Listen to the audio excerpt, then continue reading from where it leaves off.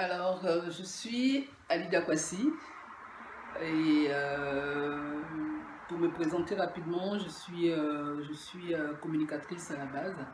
Je travaillais en agence de publicité pendant plus d'une dizaine d'années et au niveau d'Abidjan, comme aussi au niveau de la sous-région africaine, notamment au Gabon. Ce que j'ai envie de vous partager actuellement, c'est beaucoup plus qu'est-ce qui finalement m'a amené vers l'entrepreneuriat. Parce que mon parcours à la base n'était pas vraiment destiné à fondamentalement m'intéresser à l'entrepreneuriat parce que dans mon environnement, j'ai pas j'ai pas grandi dans un environnement entrepreneurial. Ma famille n'avait pas vraiment d'entrepreneur. Et puis, j'ai eu un cursus normal comme tout le monde. Tu fais tes études et puis ensuite, tu intègres le milieu professionnel et tu essaies au mieux que tu peux de pouvoir grimper les échelons. Comment l'idée m'est venue, j'avoue que c'était sur un ras-le-bol, on va dire ça comme ça pour résumer. Vraiment un ras-le-bol, j'étais un peu fatigué de pouvoir travailler, d'être toujours en train de travailler pour les autres. J'ai eu envie de me mettre à mon propre compte. Mais très vite, je me suis rendu compte que je n'étais pas outillée. Donc en 2010, je décide de me mettre à mon propre compte. Je démissionne, je me mets à mon compte. Je me suis vite rendu compte que je n'étais pas outillée du tout. Donc l'expérience a duré un peu plus d'un an. Concrètement parlant, on ne peut pas dire que c'était une expérience réussie, mais pour moi c'était une très belle expérience parce que ça m'a permis vraiment de comprendre que j'étais vraiment pas du tout outillée et que il fallait que je me forme, il fallait que je me forme. Et j'ai surtout compris que il n'était pas entrepreneur qui le veut, mais qui le peut. Et ça, c'était vraiment important pour moi. Donc, c'est ainsi que j'ai commencé à checker un peu pour voir où est-ce que je pouvais me former. J'ai commencé à m'informer auprès de mes amis, un peu partout. Et puis, des amis qui sont installés ici au Canada m'ont dit, par rapport à ce que tu dis de ton projet, tes objectifs et tout ça, peut-être que venir t'installer au Canada, ce n'est pas une mauvaise idée. Donc, si je ne l'ai pas fait sur le champ.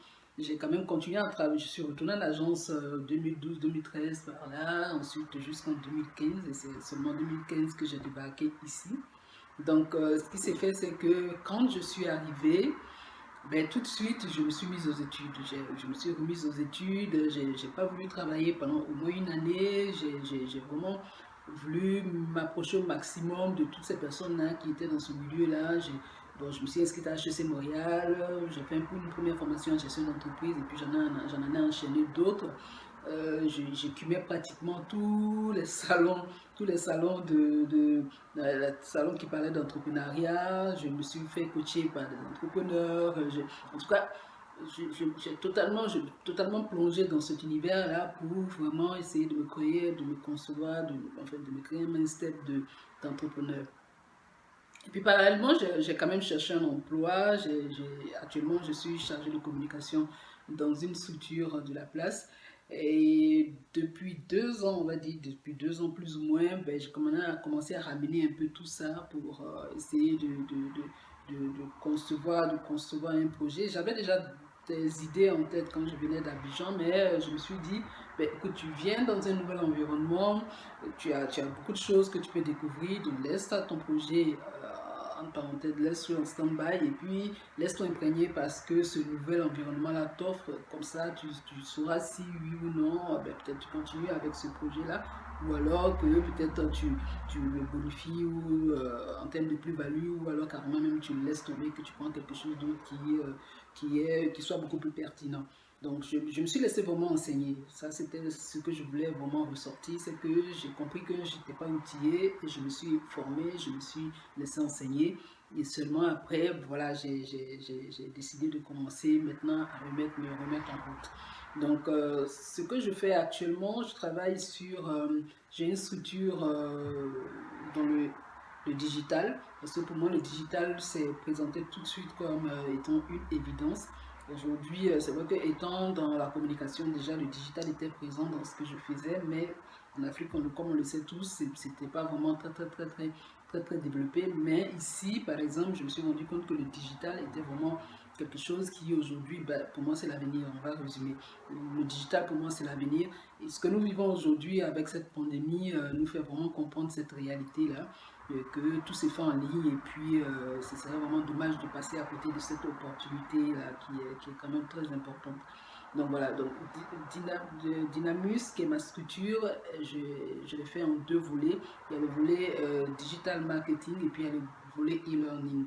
Dans le digital marketing, je me propose d'accompagner toutes les personnes qui sont dans les PME et je construis leur image, enfin, je les aide à concevoir leur identité visuelle et aussi à se concevoir, en fait, de se faire connaître sur le marché, mais à travers le digital.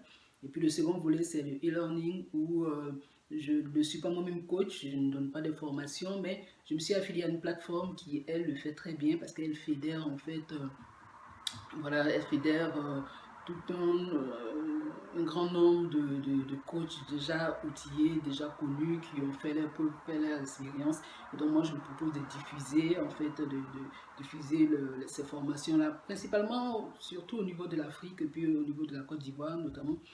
Quoique je suis ouverte aux autres pays et tout ça, mais c'est beaucoup plus, je m'ouvre beaucoup plus à l'Afrique parce que je pense qu'aujourd'hui, on a besoin de faire un transfert de compétences.